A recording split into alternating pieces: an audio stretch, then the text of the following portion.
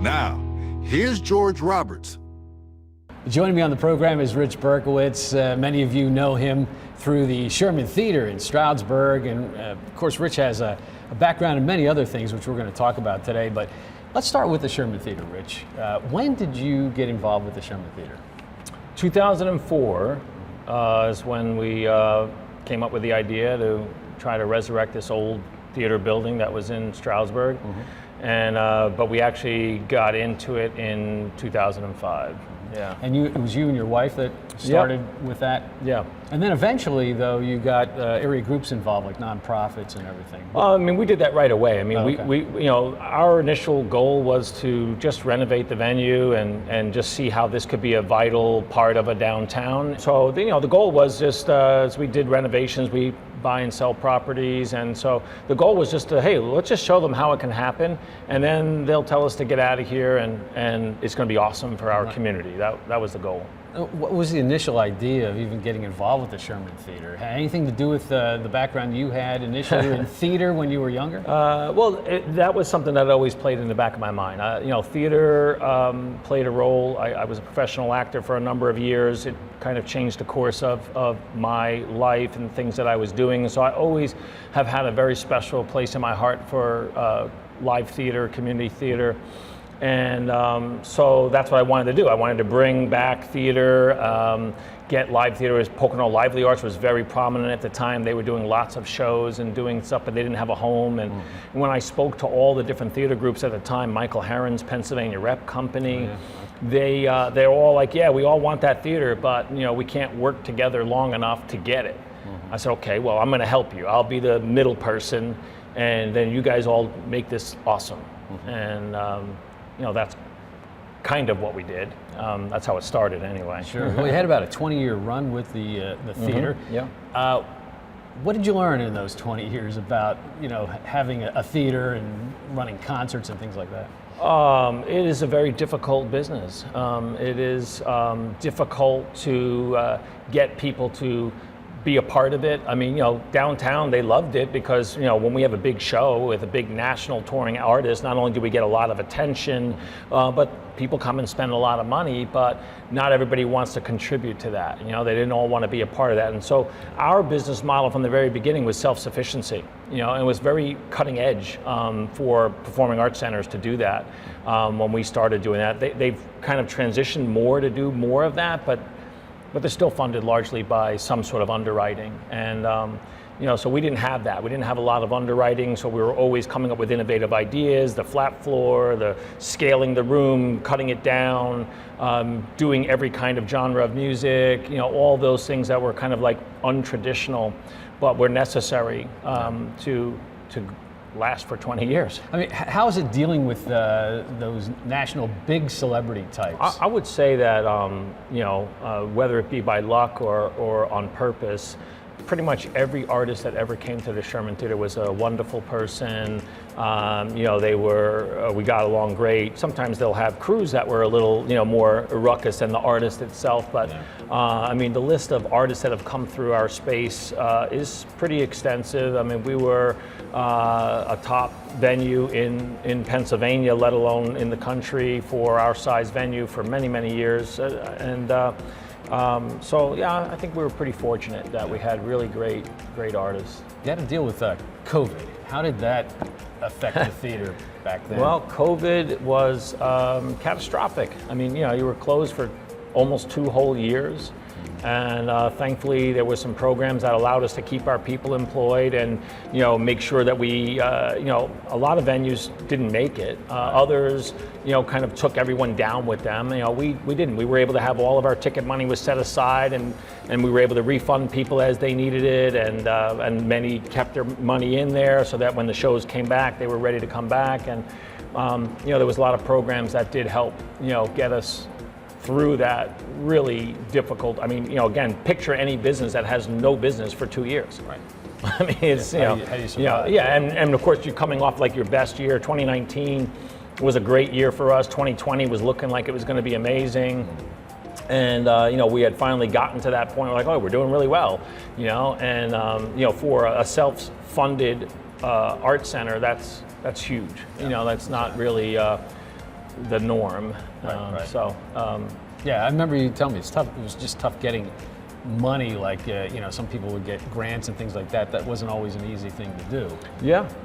And for a lot of reasons. I think for us, part of it was we mostly focused on grants that were for infrastructure rather than operations. And so over the years, we did lots of renovations to the theater and kept on bringing its level up. And there's lots more to go. And I know the Visitors Bureau is working on all these projects, some of which were on our list. Like, I wish we could do that. We didn't have the money. So I think when you have a place like a theater, every project is big, right? You want to paint the wall, it's 3,000 square feet. You want to, do the floor, it's 7,000 square feet of flooring. Nothing is, nothing is like just a small project. Right. No matter what it is, it becomes a big project. Sure. And everything in the theater business is expensive, whether it be lights or sound, or to have the proper level. I mean, this Sherman Theater is a national level performing arts center. It has the biggest names in that can fit in our space have been through our space, so it's not just a hole in the wall, You branched out to festivals. Was that a natural progression? Natural, unnatural. It was really just a twofold. We started with Stroudfest, was our first festival way back in 2006. We started that as a project with the Downtown Business Association. Frank Brown was involved, and so was Chuck from Bright Cleaners, and it was because the Garlic Fest left. Right. And that was downtown back in 2005. Downtown Stroudsburg was like lots of empty stores, really run down apartments. Like it was kind of a shady situation, and we were like, and all the merchants were like, we need to do stuff. We need to make more happen. And I think that was right after the downtown manager had left. And so we were kind of like grassrooting it back up. And so we were really involved with the Downtown Business Association. And so we created Stroudfest. And then from that, we did, at one point, we were probably doing 6 or 7 festivals in downtown or different events, whether it be sidewalk sales or, and the Sherman was the lead on it. Even the tree lighting, we did that. The ice sculpture started with us being a big part of that. And it was all about trying to find things to keep our staff involved, because when it's slow, you don't make any money, you can't afford to keep people working. But B, to reinvigorate the town and to make it so that it was a place that people wanted to go. So when artists came here, they loved Stroudsburg. I remember Dickie Betts coming, and he's come more than one time. But he would go to the archery range at Dunkelberger's. He's like, this is the coolest thing. He'd bring his archery stuff, and we'd go. Every artist probably that's ever been here is go to the Main Street Jukebox, go see vinyl. And so it was a lot of cool things. Yeah, a lot of cool things. Are you happy with the way things went? Sure. Over the 20 years? I think we did the best we could. I think, I don't know if it could have been better. It could have been better, I guess, if we had more support and it was bigger and, whatever. But I think for what it was, I always joke that there shouldn't be a venue in Stroudsburg. It's just too small. We have 170,000 people in all of Monroe County. It takes an hour in every direction to get to the ends of Monroe County. And if you go to Allentown or Wilkes-Barre or Scranton, in their 30-mile radius, they have 250 or 350,000 people just in their proper, So compare that to us. It's, this is a difficult place to have a national level concert venue. So it was a pretty big feat. And I think, in our heyday, which I think continued right up through the end, was we had huge acts that wanted to come to Stroudsburg and wanted to be with our people. Our staff was such that we were very well known in the industry, that if you came to this little town, it's going to be okay because they're awesome. It's like when we did in 2010, we had the Grateful Dead had their latest touring, which was all of the living members at the time, called Further. And we got that show at the last minute, and they knew where they were going to. Tiny little venue in hole-in-the-wall Stroudsburg, but because we had such a relationship with Bob Weir and his team, they knew, hey, we're going to be able to go there, and it's going to be fine. Because they had a show that got canceled. Some town got crazy, and they thought the world was going to end if they came. So yeah, I think we did the best job we could. I think we made a lot of great inroads. I think we did a lot for the town, and I think we did good work.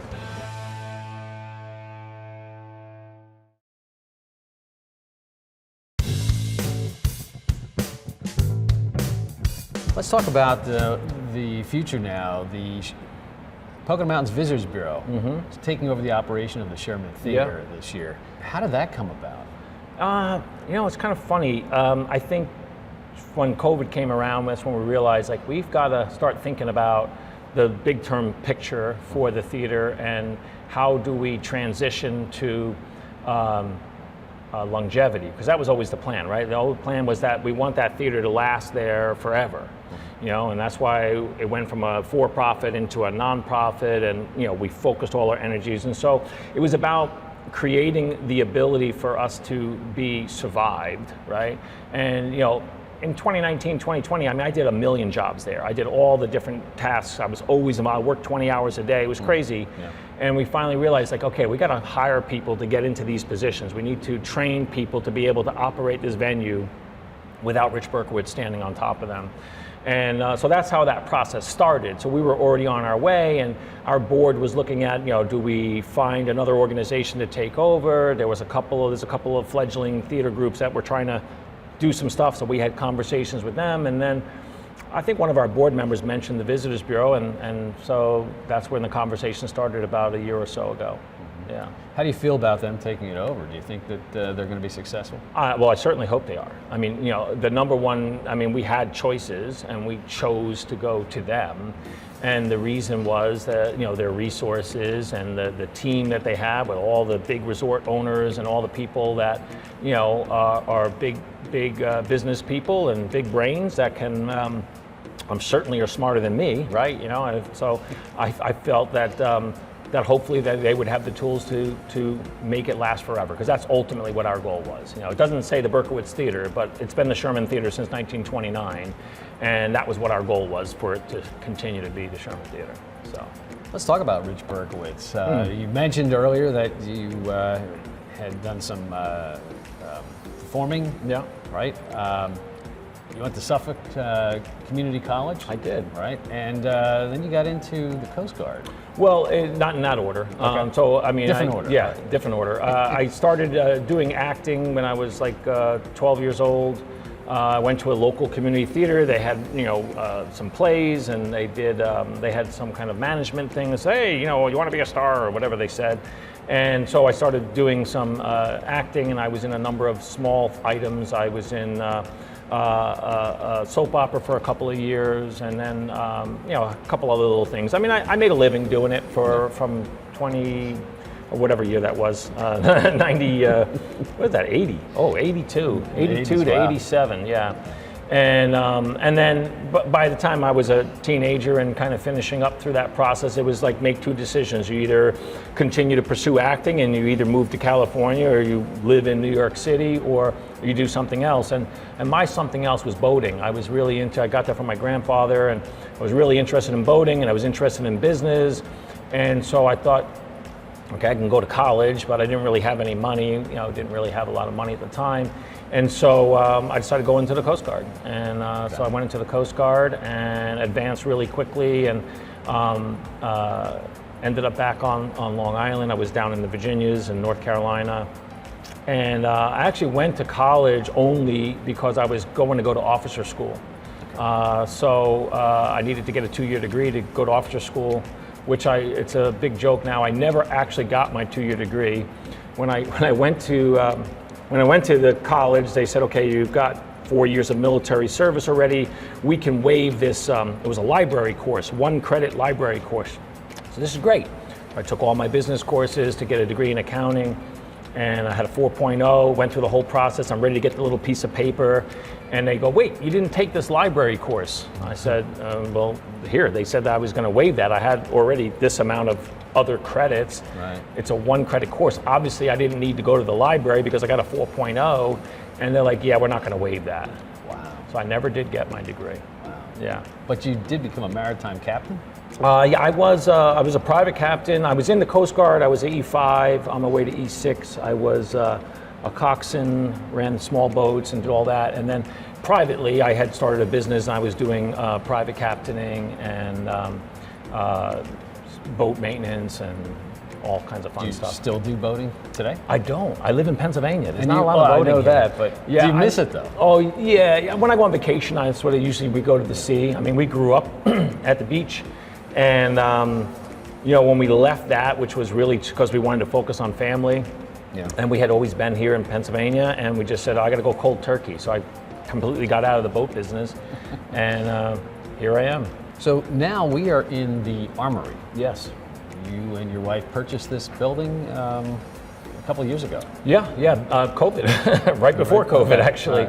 And really, it was just, this is one of only 2 nationally registered historic buildings in all of East Stroudsburg.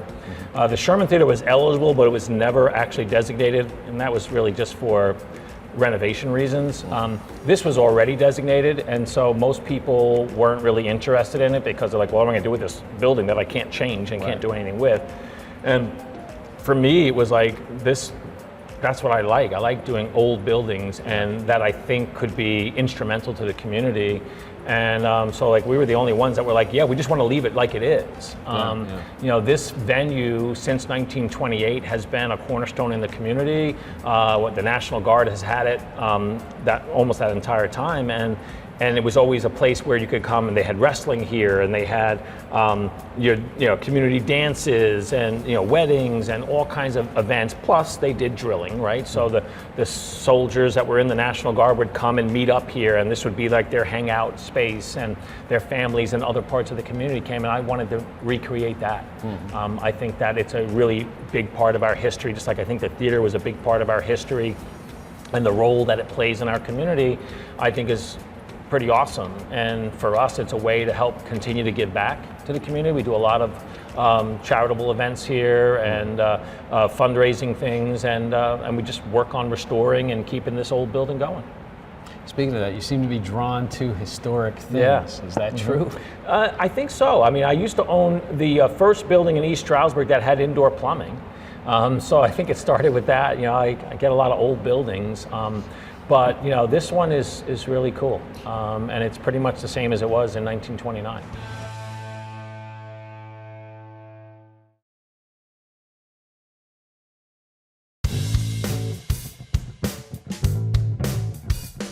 I'm with Rich Berkowitz. So you know him from the Sherman Theater, probably many other things. You've been involved with a lot of different organizations throughout the years that you've been here in the Poconos. How did you move here to the Poconos? What was that all about? My family has always had property here in the Poconos. We always vacationed here,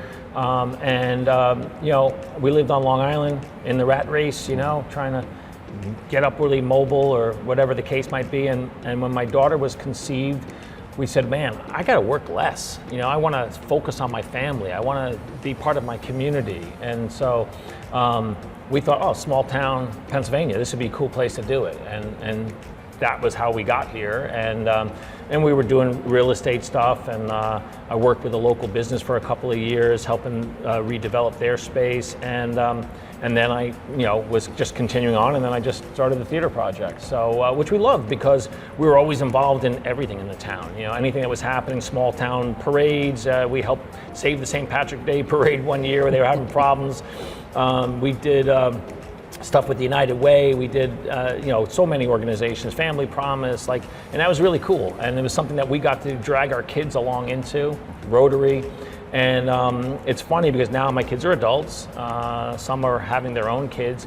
And you always feel like, oh man, I didn't do enough. And, and it's awesome because they'll remember all these different projects. When we painted this building, the Day Street project, or I took them to do the bell ringing on Main Street. And so all this time you think, oh man, I wasn't doing enough. Meanwhile, they were learning all of those things and continuing all those things and really cherishing those memories, which is awesome. You and your wife are grandparents. Yeah. Your daughter had a leap baby. Is Yes, that true? yes, that's That's got to be absolutely true. interesting. Yeah. Birthdays every 4 years. Is that Well, his birthday will be every year, I guarantee that. It just won't be on the same day. Yeah, but it's awesome, and they live right here with us, and we spend a lot of time with them, and so that's awesome. To be involved in the community and supporting the community. Sure. Yeah. As you look back, is there anything that you would do differently? I don't know. I don't like to look back and say, oh, I wish I did something different. I did the best I could. I think we did a lot of great things for our community, for our family, and we hope that that's how it's remembered fondly. And, you know, like I said, I just did the best I could. So, yeah. Downtown Stroudsburg. You were there for many, many, many years with the Sherman Theater. What's your perception of downtown Stroudsburg? Well, I think downtown's obviously awesome. I have quite a few properties down there. Aside from the Sherman Theater, I planted my flag there to try and support it. And, you know, I just think that it's one of those areas that, you know, we're in such a delicate area. You know, everyone always refers to Easton, but 20 years ago, Easton was looking to Stroudsburg to figure out how they were going to develop their stuff. And the big difference was, of course, they had access to funds versus our business association didn't. You know, so our gambling tax money gets spread amongst every other county. Well, Easton was a big beneficiary of Monroe County's money. And in Monroe County, our infrastructure was so far behind, we spent all our money mostly on other things. You know, so I think there's great opportunity, you know, and I think it's a great little town, and when things are good, they're great, and when they're not, you know, not so much. So if everybody remembers Richard Berkowitz for the Sherman Theater, is that good with you? Yeah, they don't have to remember me. I mean, honestly, I didn't do it for recognition. I did it, you know, I did it because my wife and I wanted to make a mark on our community, but it wasn't about us specifically, right? So most of the time people never even saw my wife. You know, she was always behind the scenes. The theater is not named after me. There's no significant thing that will be the Rich Berkowitz part of it beyond anyone's individual memory of it. And so I don't feel like we ever did it for recognition. If that's what I'm remembered for, that's awesome. The bigger memory for me will be what my family remembers me, my friends remember me for. And whether that's the Sherman or not is, you know, left to be seen, I think. Yeah. Rich, thanks for being with us. Thanks. Appreciate it. Appreciate it. Yeah.